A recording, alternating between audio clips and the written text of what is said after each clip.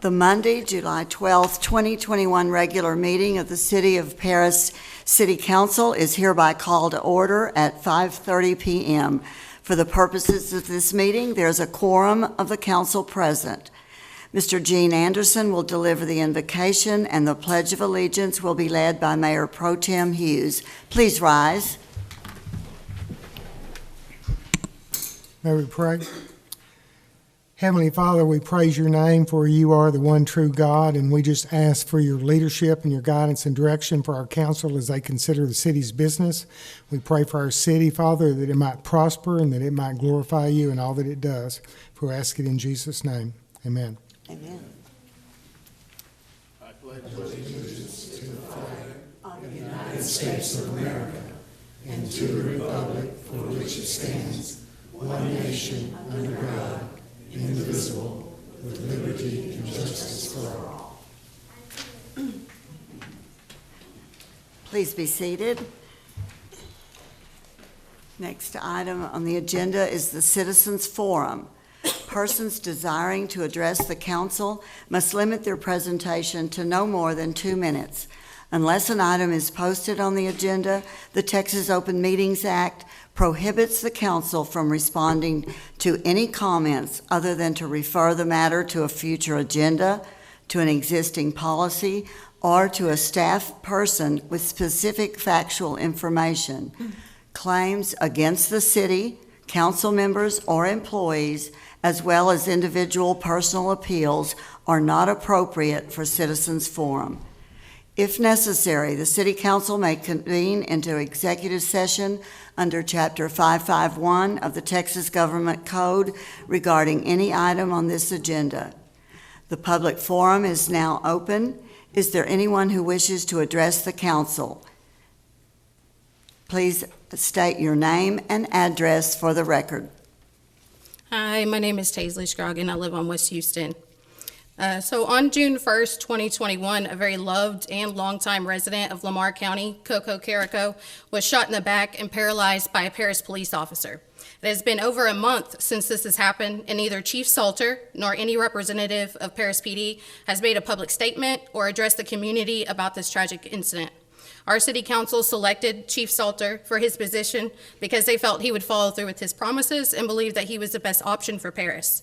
In his interview, Salter stressed his desire for transparency and fostering a relationship that is conducive to trust between law enforcement and our residents.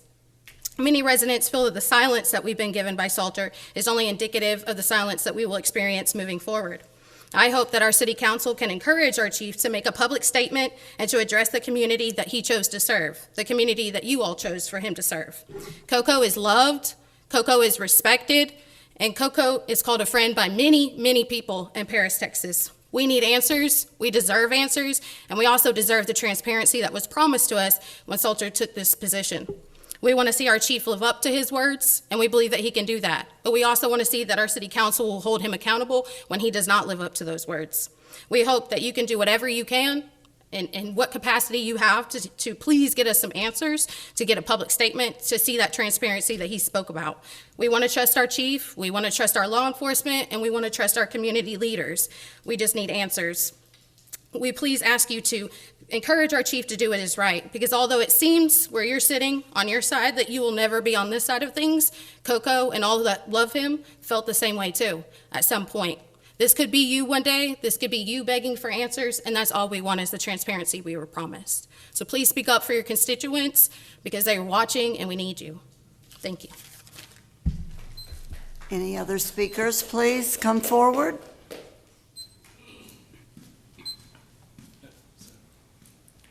Hey, my name is Bradley McKinnon. I live on 530 Shiloh Street.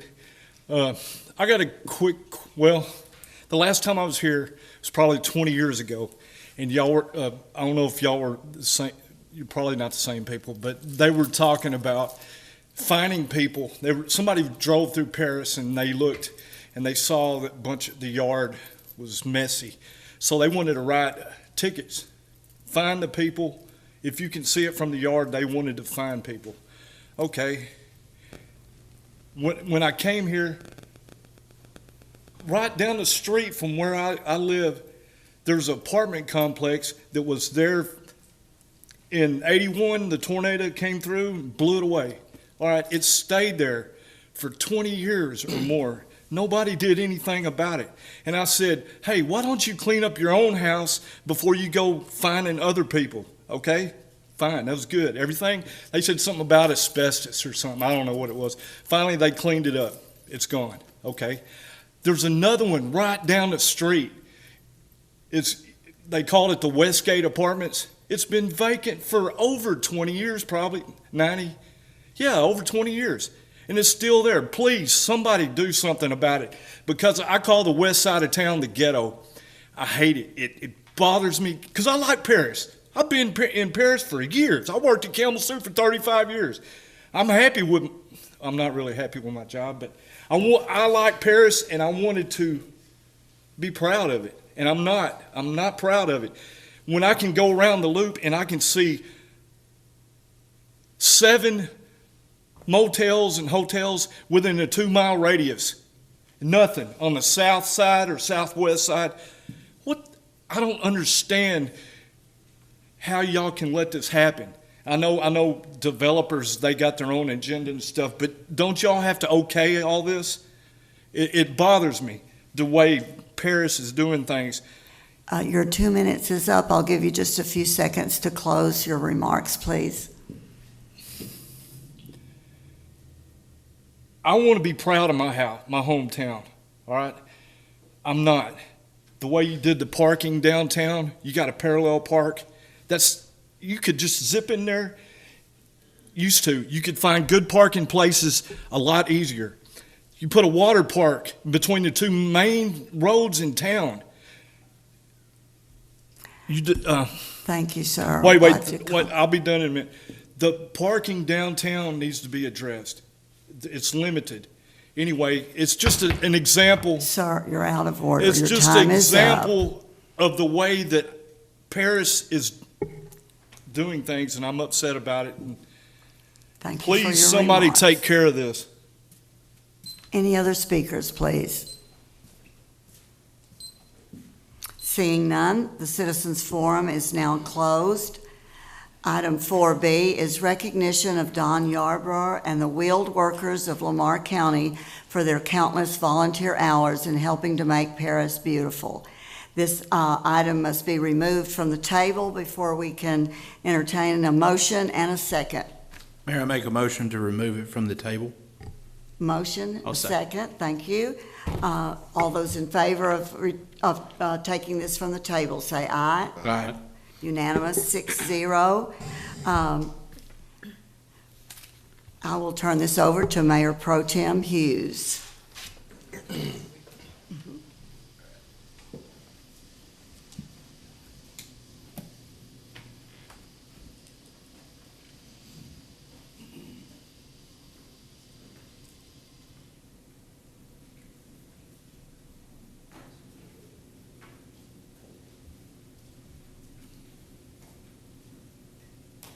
Don, could you come up, please, and your team?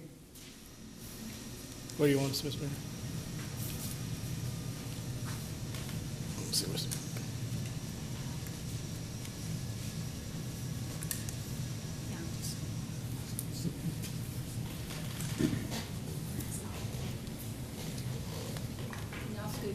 Can I say a few things before we take the picture? Okay. I'd like to take this opportunity to thank Don Yarbrough and his team for the countless hours that they put in picking up all the trash throughout the city of Paris. It's not an easy task. I took the opportunity to volunteer. We picked up 14 blocks of trash, and it's not easy, it's frustrating, but they get out there every day, countless hours, no matter the temperature, and pick up trash for the city of Paris. So I just want to take this opportunity to say we appreciate everything that you all are doing, what all you continue to do. We certainly know that your efforts are not finished, but we just want to say thank you with that, okay? I appreciate it. So with that being said, I'll read the certificate. The City of Paris, Texas presents this certificate of appreciation to Don Yarbrough and the wheel workers of Lamar County for your countless hours of volunteer service in helping to make Paris beautiful. Signed July 12th, 2021, Reginald B. Hughes, Mayor Pro Tem, Paris City Council. Mayor.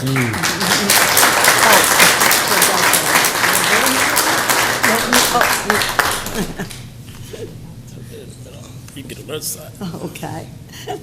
You go behind you.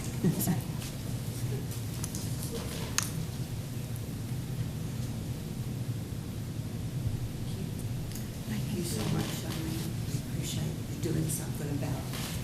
Thank you very much. Appreciate you very much.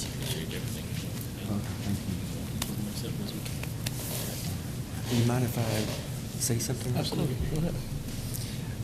Out of all the nonprofit organizations and private businesses in Paris, Texas, that you could have recognized for this, you chose Wheeled Workers of Lamar County, and this is a high honor for us, and it is no doubt a milestone to our organization and to our work in progress. So I greatly appreciate what you're doing here today, and we will continue our efforts and double them in the months and the years ahead. Thank you.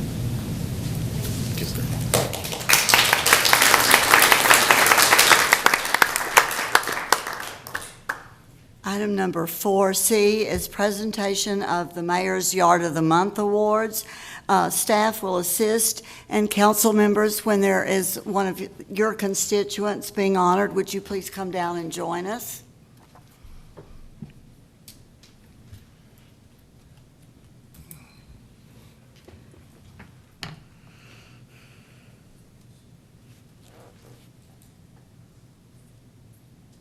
Oh, there's someone in your district, but I don't see the people here. Got you. And Renee's got Ms. a couple. Crawford, would you come forward too, please? Okay, the first award, it went to Hutamaki for the industrial award of this month, and they were not able to attend, but we will mail their certificate to them.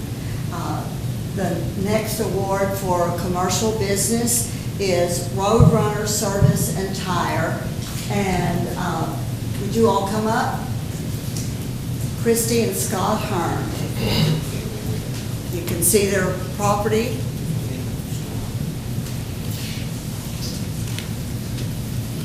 Thank you very much for keeping your property so beautiful. Thank you. We appreciate it very much.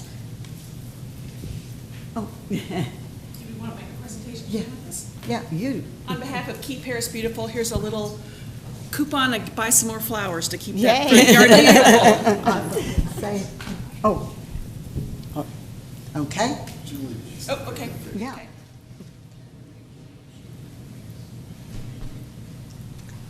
Thank you.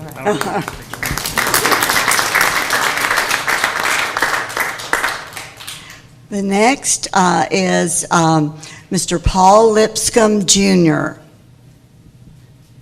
And I believe you're here?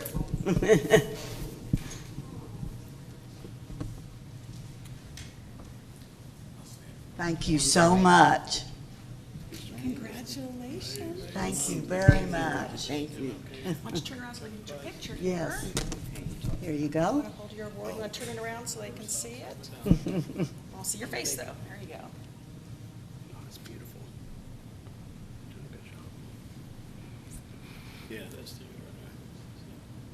All right, thank And on behalf of you. Keep Paris Beautiful, we'd like to give you this little gift card to Home Depot, because you've probably got some things you can buy there to keep your yard beautiful. You're very welcome. Thank you for coming. Thank you so much. Next winner is Miranda Dawn Lester. Is Miss Lester here? Okay, that will be mailed to her. Melissa Lynn Broads. All right. Mr. Charles Reedy.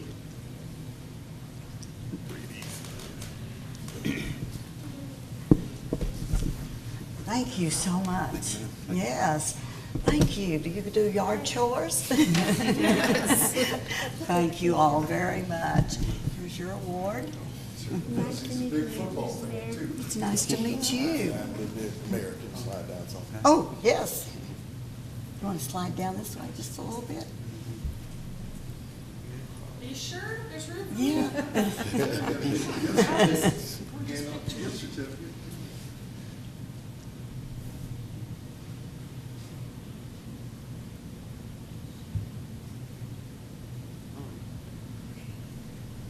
What's your name, young man?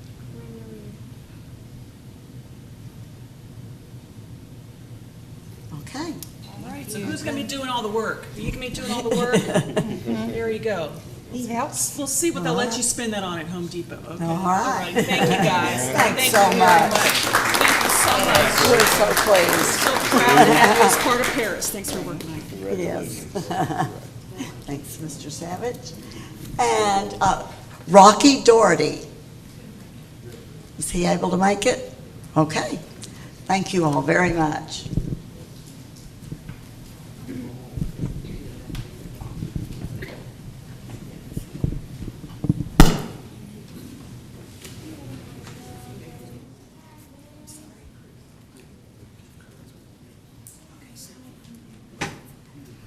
Just a little plug for the program.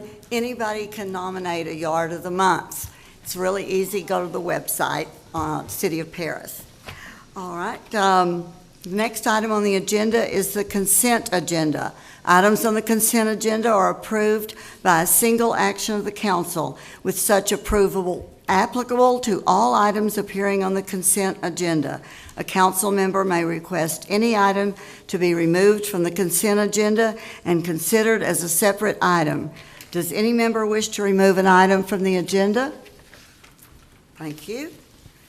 If not, is there a motion to approve all items on the consent agenda? I move to approve the consent agenda as Thank you, presented. Mr. Pankaj. Is there a second? Second. Mr. Pilgrim, all in favor, please say aye. Aye. All opposed, say no. Motion passes 6-0. Item number 7, receive presentation regarding the charter review process, discuss and act on an agreement with Don Edmonds as the consultant for the charter review project, and authorize the city manager to sign the agreement. Mr. Path or Ms. Ellis, do you have a? Yep, I'll take a Okay, lead here. thank you. Mr. Edmonds is present with us today, and if you'd like to go ahead and come forward, Don. City Council had agreed that as we work through the charter review process, that a consultant would be helpful to this process here. This is a very important process. This is our foundational document for our community. And so it was recognized that we would need some expert opinion, preferably an outside, third-party, unbiased opinion to help walk us through this process here. So working with Mayor Portugal, as well as City Attorney Harris and City Clerk Ellis and myself, we contacted Mr. Don Edmonds, who's present tonight. His experience in this field is exceptional. And he gives us a proposal to walk us through the process and to help get us to completion. So I just turn over to him and for Mr. Edmonds to kind of describe his background a little bit. Grayson, thank you very much. Mayor Portugal, members of the council. I was very pleased first to get an invitation from the manager to submit a proposal to assist this project to review the Paris City Charter. And that's a task, as you well know, that has not been undertaken now since 2007, about 15 years ago. So I'm honored to be here with this council and to discuss that project to any extent that you'd like, answer any questions that you may have about the proposal. I'll take just a couple of minutes to introduce myself. I've been active in public administration and public affairs for 63 years. I say that with all modesty, but a favorite sports character of mine, Dandy Don Meredith, was famous for saying, "It ain't bragging if you can do it." And I've been told, and I feel that I have done it, and I can do it. My career has been described by my friends even as eclectic. It started as a young city manager, then to regional government, the East Texas Council of Governments, where I served as executive director for 10 years. Then to a brief stint in Austin, in the State House, as a staff member of just elected Lieutenant Governor Bill Ratliff. And then finally, I had the opportunity to go to Eastern Europe and to advise two cities in Eastern Europe, one in Bulgaria and one in Romania, on their efforts to convert from communism to democracy in their operations. And so for the last 20 years, I've been in kind of a semi-retired state and have been working with charter jobs, new charters, and also charter revisions. As a matter of fact, I'm completing a charter project, a new charter project over on the other side of Fort Worth in a little town called Aledo. It's their first charter, and they've just at this fast-growing city over there on the other side of Fort Worth. So, with that little bit of introduction, I'd be happy to make any other comments about how this project will be organized and anything else that you'd be interested in. Thank you, Mr. Edmonds. Any questions of Mr. Edmonds? Out of curiosity, I'm just curious, whenever you're starting a new charter process such as Aledo, how long does that process usually take? Actually, all my projects are much similar in terms of how long it takes. And routinely, whether it's a new charter or a revision project, the work that I have to do with all extend for about 3 months, for about 90 days. And in that 90 days, there will be ordinarily about 6 meetings of the Charter Commission every other week for the 3-month period. And the first of those 6 meetings is really kind of an orientation and organizational meeting. The last of the meetings, the 6th one, is devoted just to final approval of the recommendations that the Charter Commission is going to make to the council. And in between is the kind of the hands-on meetings where we're looking at the charter very, very closely with the citizens on the commission and determining what amendments may be necessary that the council would consider. And also, there's always a possibility the Charter Commission will come up with interesting propositions of their own to have the council consider. So that's the kind of standard time, about 90 days. Any other questions? Typically, so I'm assuming we're going under recharter this year with the census being last year, so redistricting, I'm sorry. So would you do the charter before or after that? And that's just I don't really think there's much. That's a whole different process. I didn't know if they one hurt the other, or no, not that I can think of. Okay. No.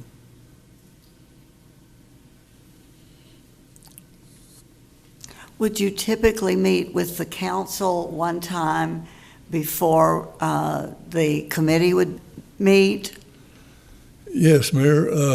The very first thing that has to happen here as an ordinary matter in one of these projects is the council is presented an ordinance to consider that would establish the Charter Commission and that would charge the commission with its duties and establish the number of members and those sort of the business part of creating that commission. And so that would kick off. That would be the kickoff for the project. And then, of course, at the tail end, that report comes to the commission and to the council, and the council and the staff takes it from there. Thank you. That's good information to know. We didn't previously have that information. And appreciate that. When it seems appropriate to present that charge, we'll also present the estimated or preferred schedule for that charter to meet and to be organized and to move on into the process I just described. Thank you. I'm pleased to have that guidance. Any other questions? Seeing no further questions, the chair will hear a motion on this item to engage Mr. Edmonds for our charter review consultant. Mayor, I move to approve Mr. Don Edmonds as a consultant for the charter review project and authorize the city manager to sign the agreement. Thank you. Second? I second it. All right, it's been moved and seconded that we authorize Mr. Path to sign an agreement with Mr. Edmonds to act as the consultant for the charter review project. All those in favor say aye. Aye. Those opposed say no. Motion carries 6-0. Thank you, Mr. Edmonds. Folks, I'm looking forward to being in Paris again, and with much anticipation. Thank you for your confidence in me. Thank you. Item number 8, discuss and consider a proposal from Dr. Richard Lewis, Jr.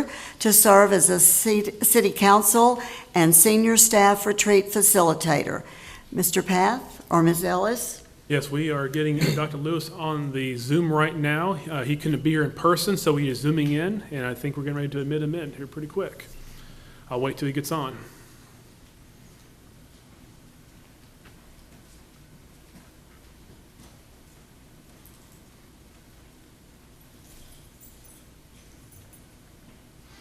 Dr. Lewis, can you hear us? Can you hear me? I can hear you. Can you hear us? Yes. Perfect. Good. Thank you for joining us tonight. No problem. So I have the city council here with us, and as well as a number of citizens with us in the room. So city council, I'll introduce Dr. Lewis, and then I'll turn over Dr. Lewis to speak with you. But as was discussed at the last city council meeting, city council agreed to pursue a consultant to facilitate our city council and city staff, executive staff retreat. And so working with Mayor Portugal and staff, we approached Dr. Richard Lewis, Jr., and I provided his biography and his curriculum vitae in the material here. And so we will be looking at having a retreat on October 8th and 9th, so 8th for the executive staff, but Friday 9th for the city council. So with that, I will turn over to Dr. Lewis. You'd like to introduce yourself, a little bit about your background, and discuss the retreat, please. Yeah, I'll just do it briefly. Thank you very much for having me come into your city council meeting this evening. As the proposal that I had presented, I'm looking forward to having the ability to do 2 team building sessions, one with the city council and one with selected senior staff members of the city of Paris. So I have been in this business for about 34 years, and I am a professor emeritus at the University of Texas at San Antonio, just retired on the 31st of May, but I'm still involved with the faculty there, still involved with graduate students, and still involved with our college there at the University of Texas at San Antonio. My consulting company is called Round Top Consulting Associates, and we have operated since 1990, and we do a variety of things. Obviously, we do team building, do strategic planning, do quite a bit of professional development training with various organizations throughout the Southwest. And we also do a fair amount of market research. One of the things that I have done as a professor and a PhD over the years is I am a quantitative researcher and have taught those courses both at the graduate and undergraduate level. So we do quite a bit of analysis of data. And my business really is just, if you will, extrapolating from sociology and using aspects of sociology in the workplace to help both nonprofits, for-profits, as well as governmental entities.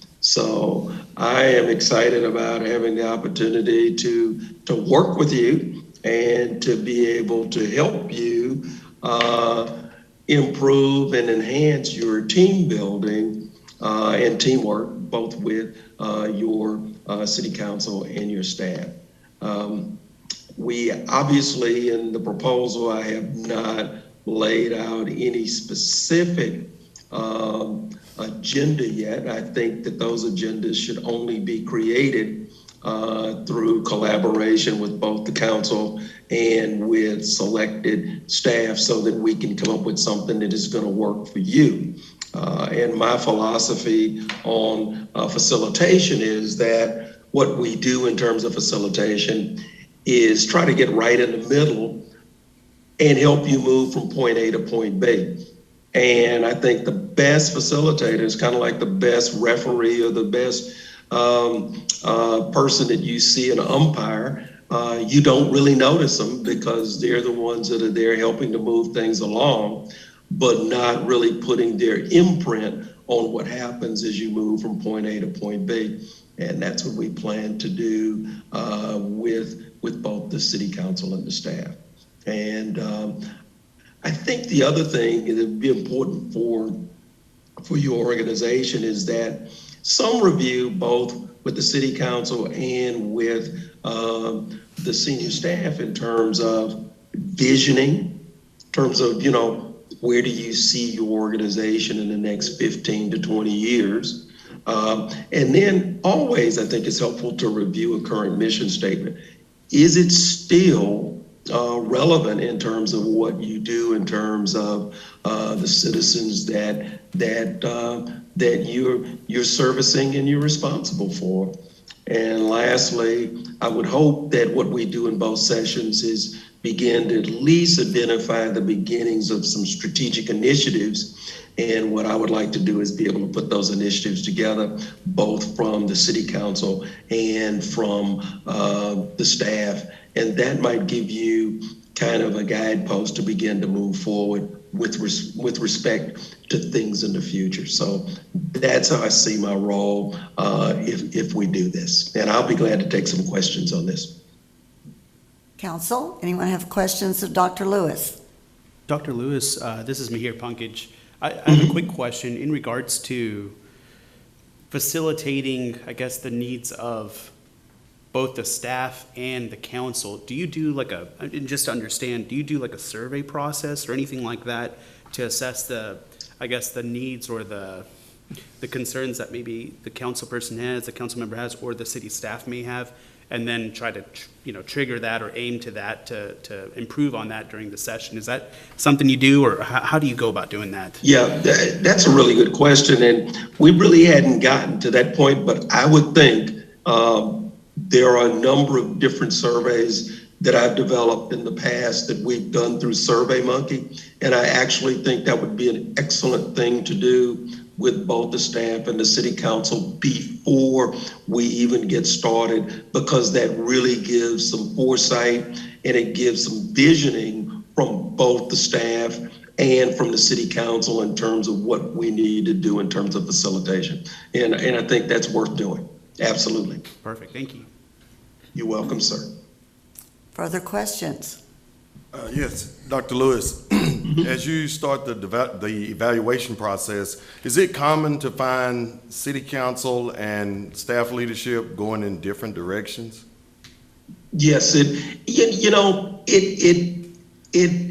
happens, but to clarify that, what I've found in terms of working with both, it may appear to be different directions, but a lot of times it is the defining process and the focus process that really seems to be a little bit, if you will, contrary to each other, even though they're really on the same page in terms of basic information and basic issues. So again, that pre-survey, I think, will really, really help to ferret out some of those things and also find a bridge for both of the team building sessions. So yeah, it does happen. Thank you. I have one question, Dr. Lewis. will you be working alone, or do you bring an associate with you? Oh, yeah. I will not be working alone. I will have Siri Bledsoe with me. Siri Bledsoe is also my wife. She's a marriage and family therapist, and she does a lot of these sessions with me. One of the things that we'll probably do is we will probably administer the Myers-Briggs personality inventory, which is really a very, very good academic instrument for looking at how people process information, how they see information, how they see the way they work. And I'm gonna tell you, by putting matrices together, both for the city council and the selected staff, and then putting those matrices together, you can find where your strengths are as a team, as well as where there may be some weaknesses as a team that then you can begin to focus on. And we will administer that Myers-Briggs personality inventory by SurveyMonkey. So we'll do that before we come, and then we'll talk about the results, and we'll have some booklets for you as well to help interpret the findings. So that's how we would plan to do that. Thank you. Other questions or discussion? All right, seeing none, is the chair will hear a motion on this item.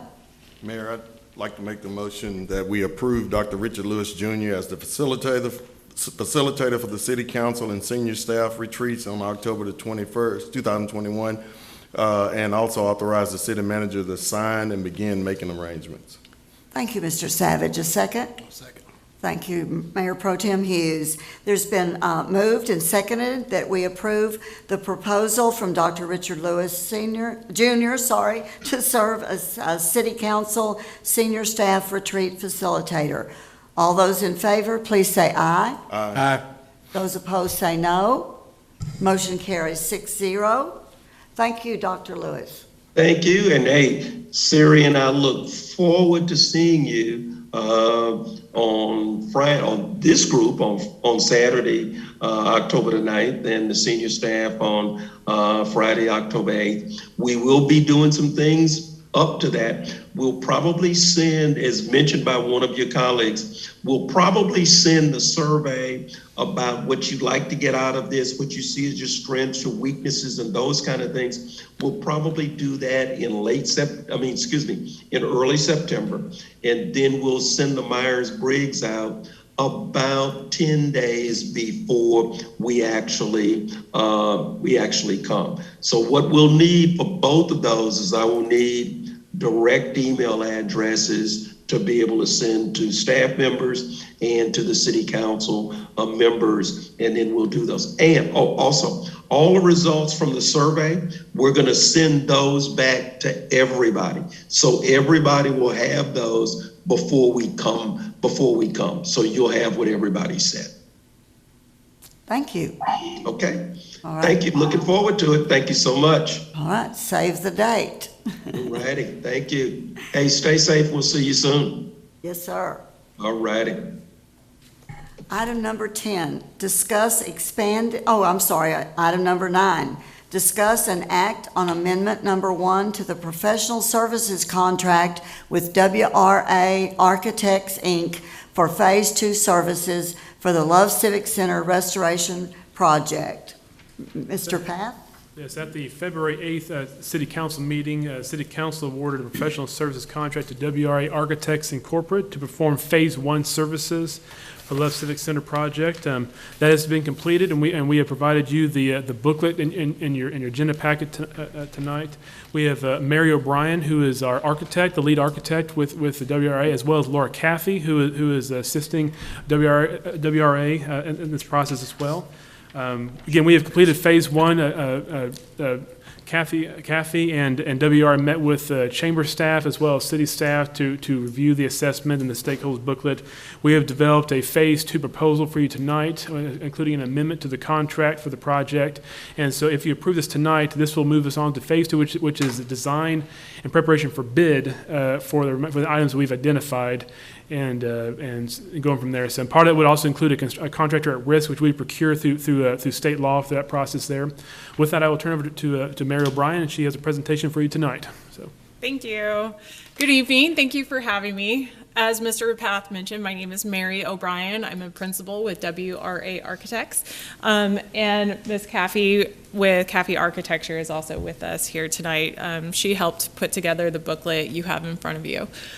I wanted to do a very abbreviated version of the booklet, but just to show what we have studied so far in regards to the Love Civic Center restoration project.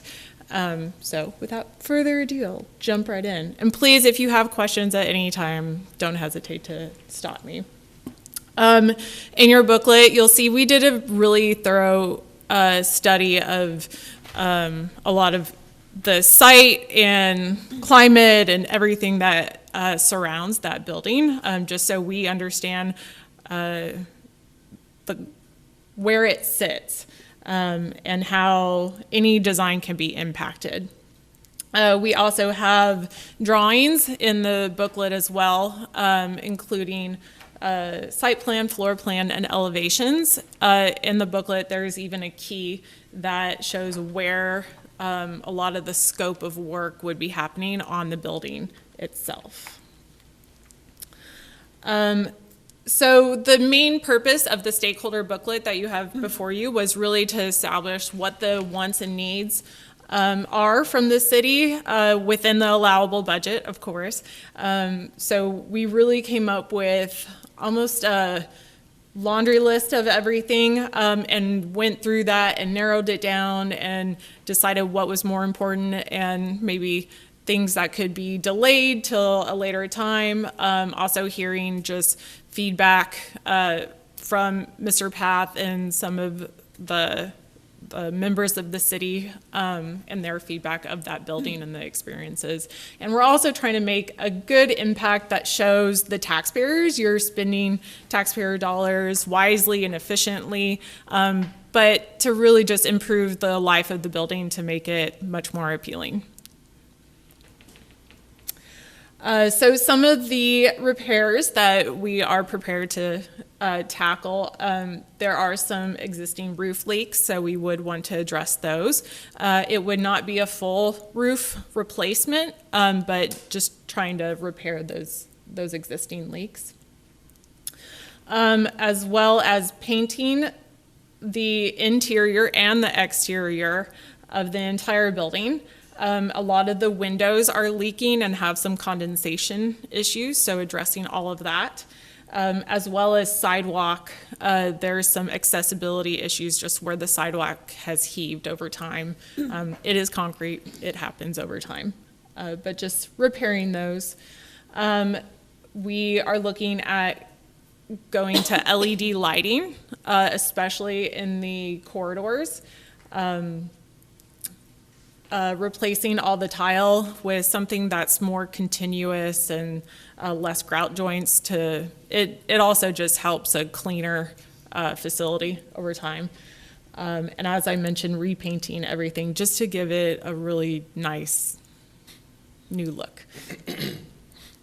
On the interior, in the main exhibit hall, the existing floor of the exhibit hall just has some dents and cracks and things like that. And so just trying to strip that down and resurface it so that, again, it's a really durable surface because I know you have a lot of events that come in and out and people moving on it and just giving a really solid foundation for all the events you would be hosting.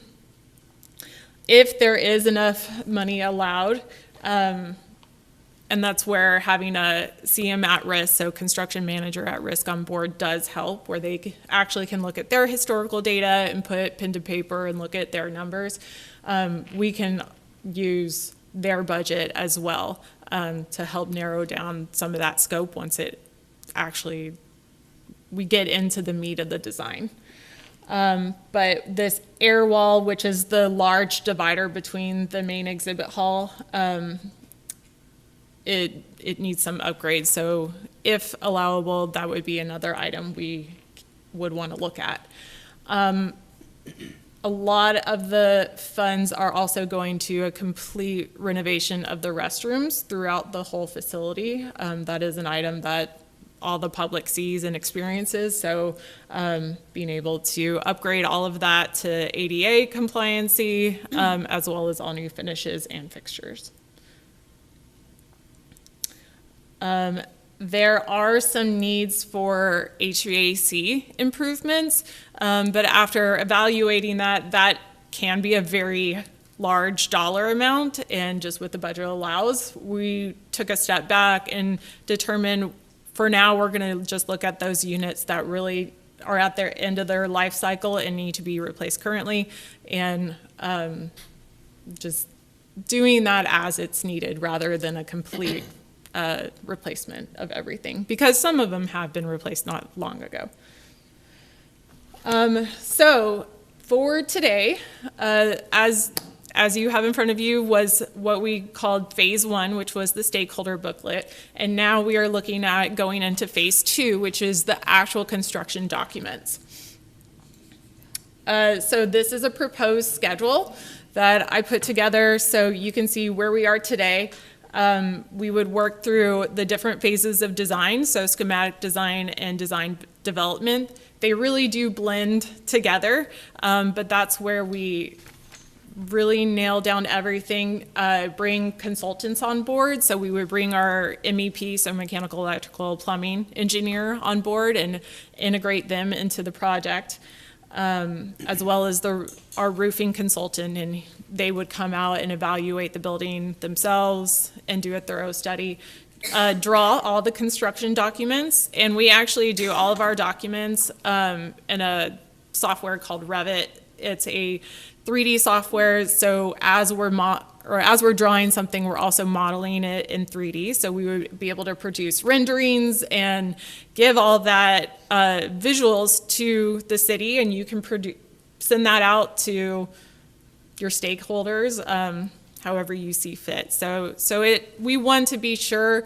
the city is engaging back with the public and the community so that they understand where the money is going. And also that you all are doing good due diligence of how to spend those funds. We would also, as I mentioned, we can help in the procurement of the CM at risk. We're happy to do interviews and just give recommendations as that as well. But documents would be complete at the end of December, and then construction would start soon. Oh, I'm sorry, bidding is, documents at the end of October. It would go into bid and negotiation, so because it is public, it does have to be open bids. So where it's open to all different subcontractors, and it's a competitive bid. And then it would come back to you all for the GMP improvement. So you all would approve the actual construction price, and then we would start construction. So we're looking right at the beginning of the year for construction itself. Any questions of Ms. O'Brien? Are you saying that the bidding process is that 2 months, the last 2 months of the year? Yes, because the timeline is really set because we have to publish all the drawings, and they have to be available for a minimum of 3 weeks when it is public funding.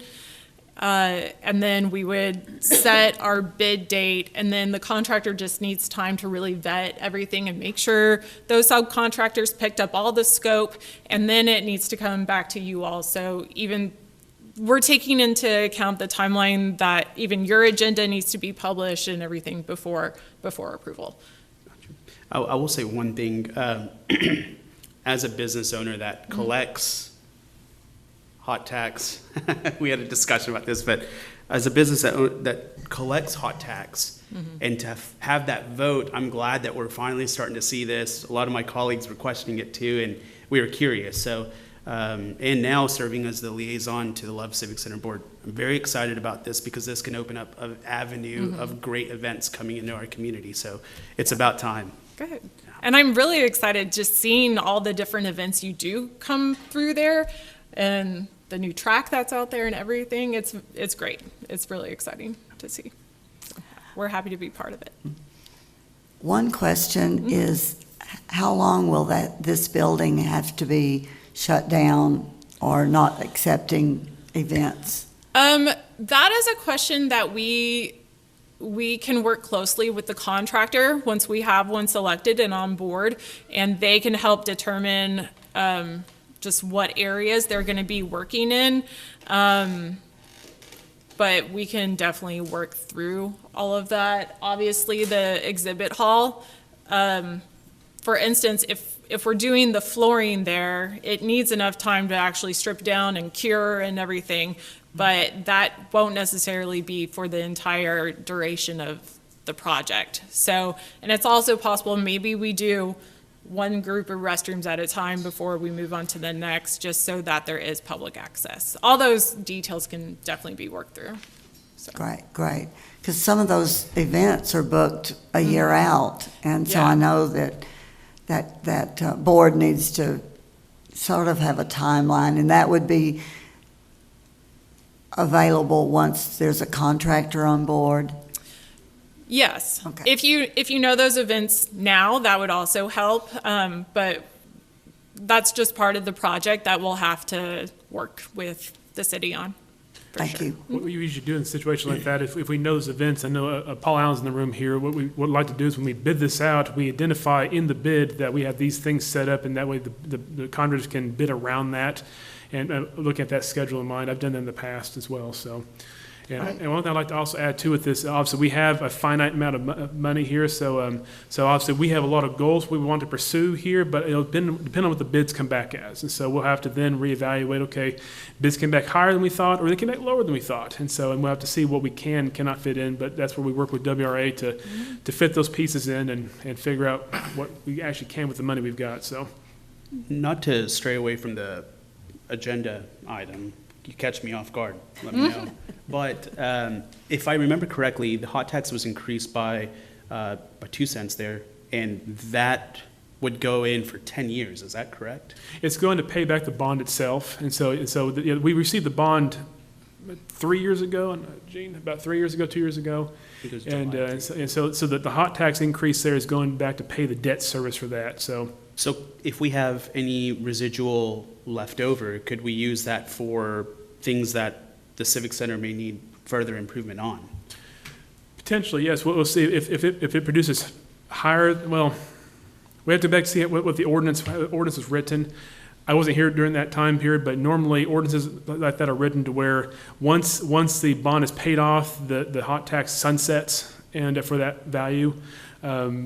And since this is voter approved, we'd have to go back and revisit that with the voters. And so, but normally it's the total amount we collect is tied to the debt itself, and once it's paid off, it's done. That's typically what I've seen in the past. We have to revisit that and see.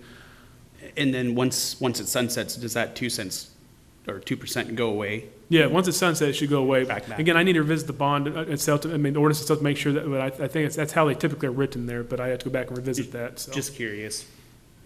This may be out of turn, this may be a chamber question or chamber board question, but for Paul and Grayson, is there, and I've seen it in other communities, when you walk in the ballroom, it's I'm just making up a name, the Joe Smith family ballroom, because maybe they gave a certain amount of money to offset some of the cost of redoing or original construction. I don't know if that's something we've done in the past or if it's done now or not. I don't know. I can't recollect the name, but if you could think about something like that, I don't know if that's something we might could gain some funds from some local, The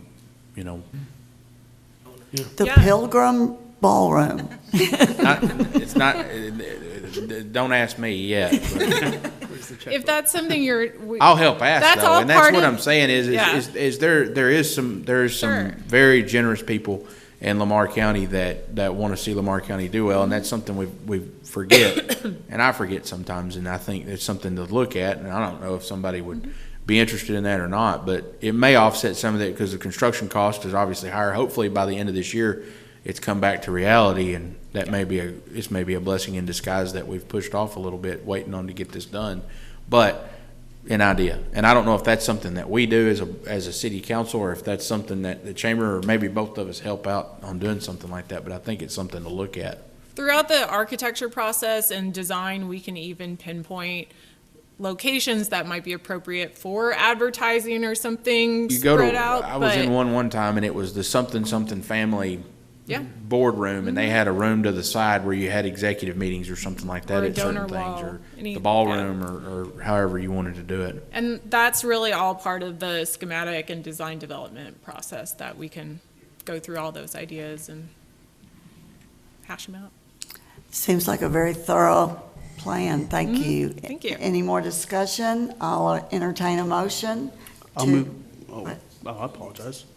Go ahead, no. I go move to ahead. approve the amendment, number 1, to the professional services contract with WRA Architects Incorporated for Phase 2 services for the Love Civic Center and authorize the city manager to sign.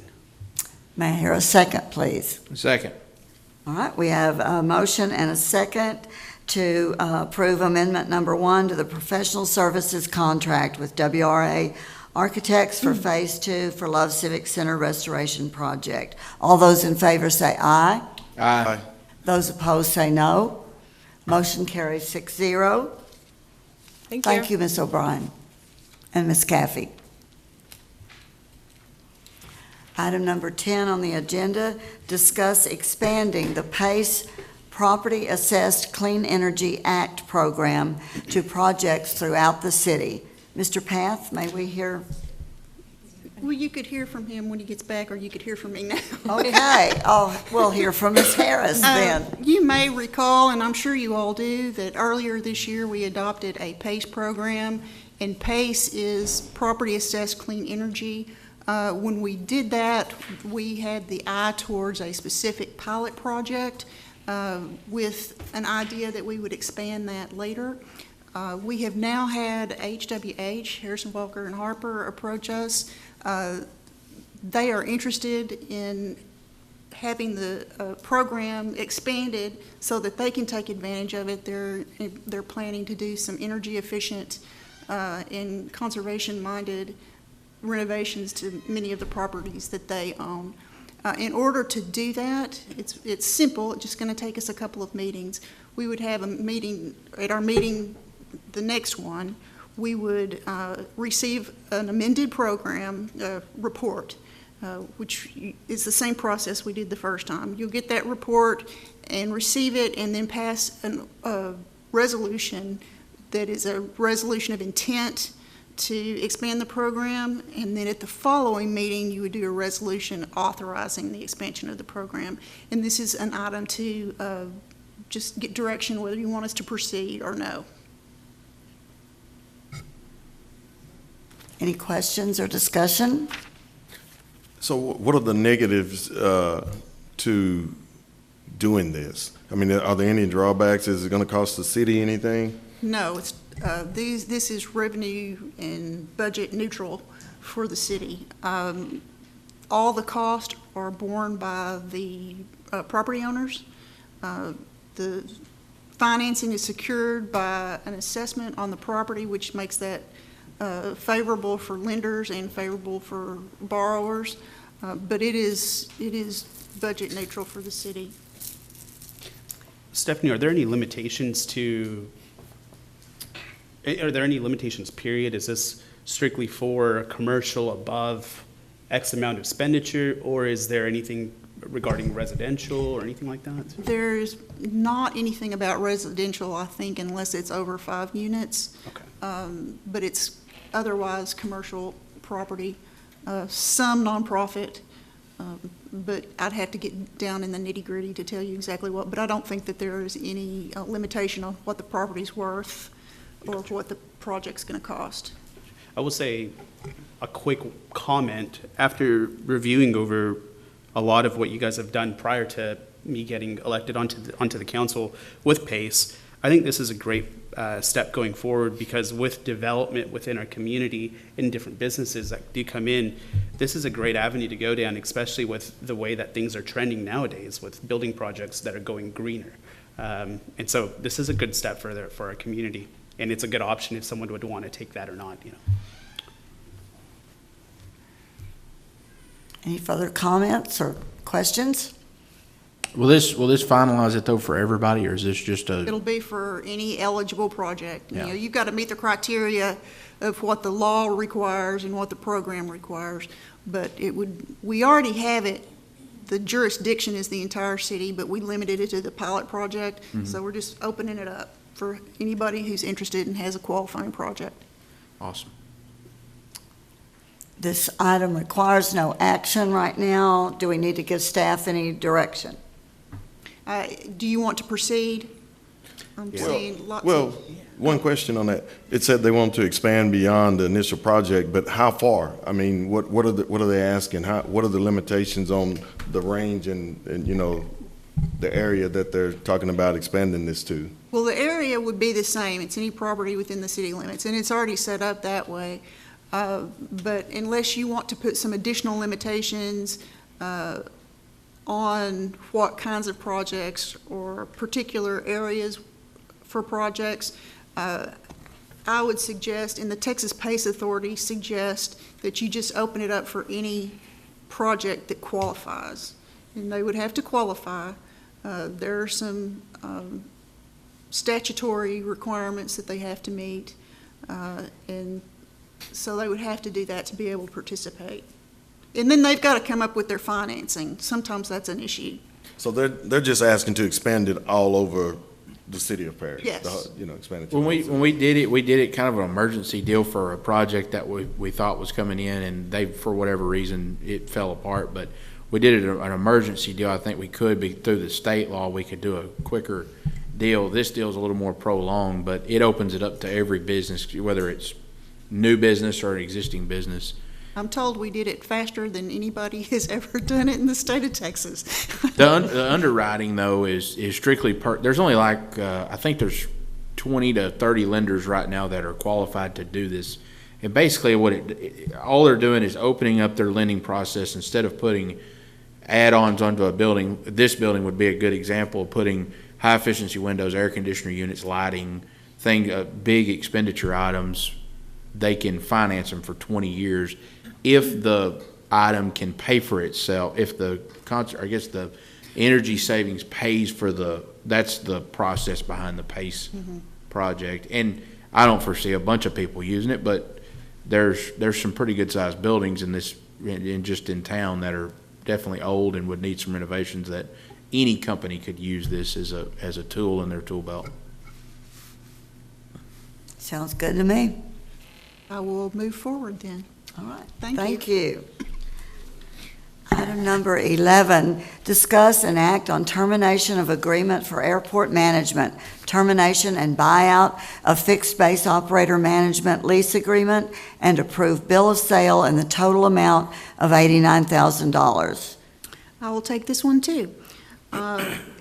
At your last meeting, I believe it was, or perhaps the meeting before that, you all agreed to terminate the existing fixed base operator agreement and airport management agreement with Mr. Ritchie for Cox Field. We've got the documents together for you. There are 3 documents.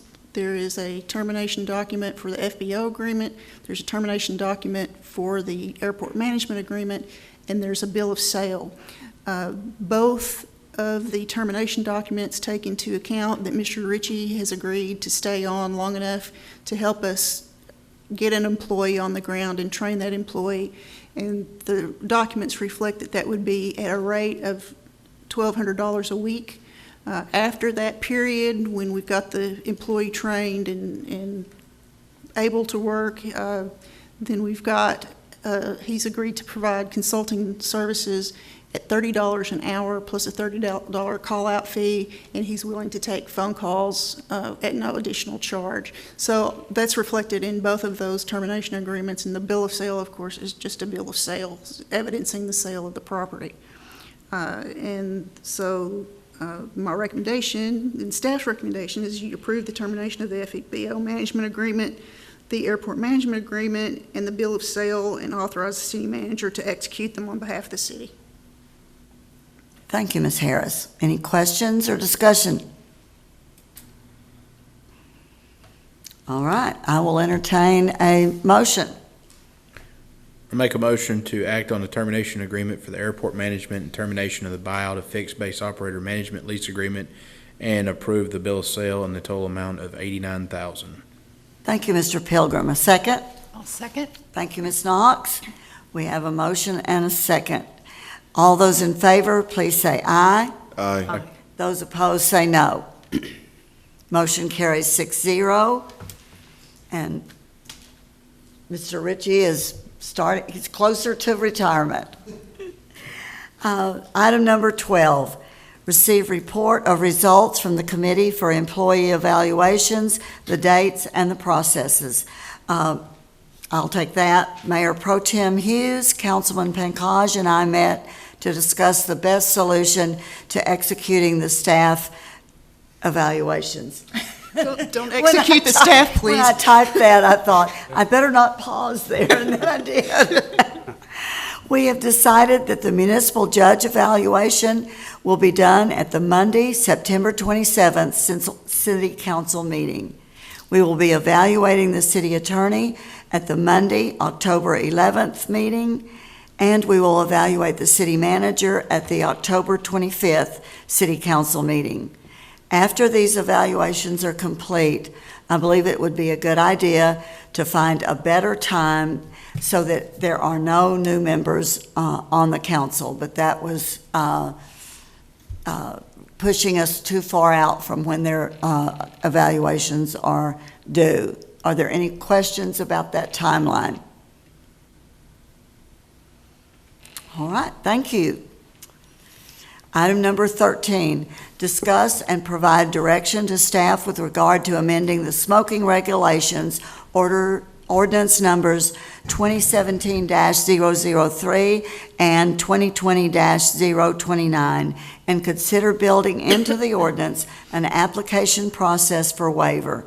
Mr. Pilgrim, you put this on the agenda. Would you like to make some remarks? So, date-wise, I don't remember when it was. I believe last year, we put in an ordinance saying no smoking on any of the commercial grounds, I believe, or any of the big industrial sites, and especially in anything with a roof or even three-sided. There's some open-air, multiple businesses in town, industrial, commercial, and I just think we may have jumped a little quick on it. There was a petition signed by one of the companies in town, by several of their workers, and I understand, and smoking's unhealthy, and et cetera, et cetera.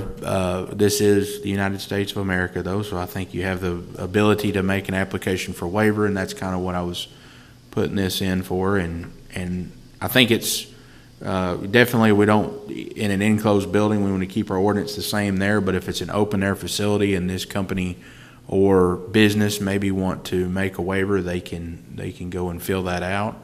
I'm not sure exactly how we would make those calls, if that would be the city manager or code inspector or code enforcement. That's a good question for Grayson, but I think there needs to be a little bit of a variance in there, because there was one of the meetings we had several upset citizens, and I understand, and I didn't even think that and I voted to put it on there, and I'm kind of thinking just a little bit of a variance wouldn't hurt if they wanted to make that application process.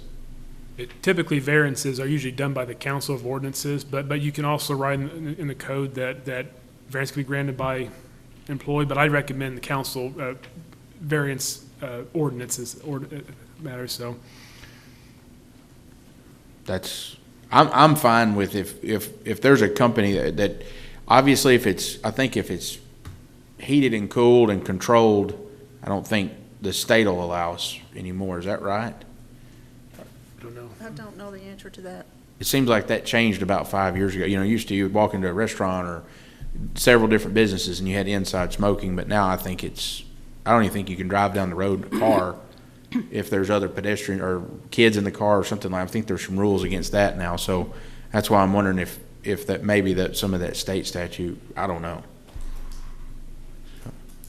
If you want. Well, and I don't know the answer to that right now, but I'll be happy to look into that for you. I think we just, for now, we just figure out some kind of variance. I know lots of construction, steel building, farmers, local mechanic shops, things of that sort, and those guys want their they want their freedom, and I understand it. And if they want to come fill an application out for it, that should be fine with me. Is there any type of criteria you'd like to have for a variance? Because obviously, if you have an ordinance that says you can't do this, but we can issue a variance, typically you have some exceptions, that some criteria you go by. I think if it's closed and it's air conditioned and heated, I think that would be the number one call, I would think. Anybody else? Can you give an example of the open air businesses that you're talking about? I mean, just an example. Any of your tire stores, all those guys are open. I mean, their doors open every day. No air conditioning, no heating. Any of your steel fabrication businesses in town, most of those guys are outside. They have a cover, or a lot of your yard working. That kind of open air, non-air conditioned facilities. Obviously, inside a plant or something that's controlled, obviously they couldn't do that because of different regulations. But I think that's the variance that I would prescribe. I would agree, and I know this was discussed, I think, prior to me coming on, but after talking with a lot of folks at our industries, I mean, these people work hard, and I don't condone smoking. I don't condone any of that. I'm a big opponent of that, quite frankly, but if that's their choice, I mean, they work their tails off for our community, and at the end of the day, we are an industrial city. I don't want to make it harder for our industry to have to thrive here, right? And so if it means that, hey, we grant a variance of sorts and give them a victory there, then I don't have a problem with that personally. But I mean, I think that there should be a good variance, and I think it'll be company based too. If you have a company that's got so many employees and they're working in an open air facility, and they'll go to that company, that manager or that leader, and say, hey, we want to be able to smoke out here in our bay or whatever we want to do, and they're going to have that company's going to have to come to us to get the variance. So I think that kind of puts it in their pocket if that's something they want to look at. I mean, one possible situation or one way to approach this might be, in 2017, made the amendment that made it possible for people to smoke in places like the big welding bays at Turner and Bodyguard and those places. You might want to think about having your variance be available for those kinds of businesses rather than getting into smaller ones, so that you don't defeat the intent of the ordinance in the first place. But that's just a suggestion. I guess my question would be, are you going to put a certain number of percent of the employees want it? Because there could be one person who's allergic to the smoke or something like that. I think that when that was brought to us, it was originally brought to us because there was one person who did not want the smoking. And so it's a sticky thing. I agree with Mr. Pilgrim on our freedoms, but when your freedom impinges on someone else's health or well-being and their income, then it's a problem. And I think that's where the company would have, the owner of the property would be coming to it. So they would be making that call based upon the health, well-being, and in my opinion, there won't be a ton of them come because it's obviously in my opinion, nothing that helps, especially in industry, because they're stopping the smoke and they're, the health risk, but also the stop of production. Any guy that's looking at that thing, that's what they're looking at. They're having a cigarette break and that kind of stuff. But I don't want to rule from the throne. I want them to make their own decision. If they want it, by all means, smoke away. But if you don't, then the rule's already there. So, and to your point, to both y'all's point, really, many industries and many companies are putting into their policies and procedures that, hey, we would rather you not smoke, and we're going to encourage you to not smoke based on our policies or based on our healthcare plan or whatever. So I think that bringing it up and putting it to the company and letting them decide is probably a good standard to set.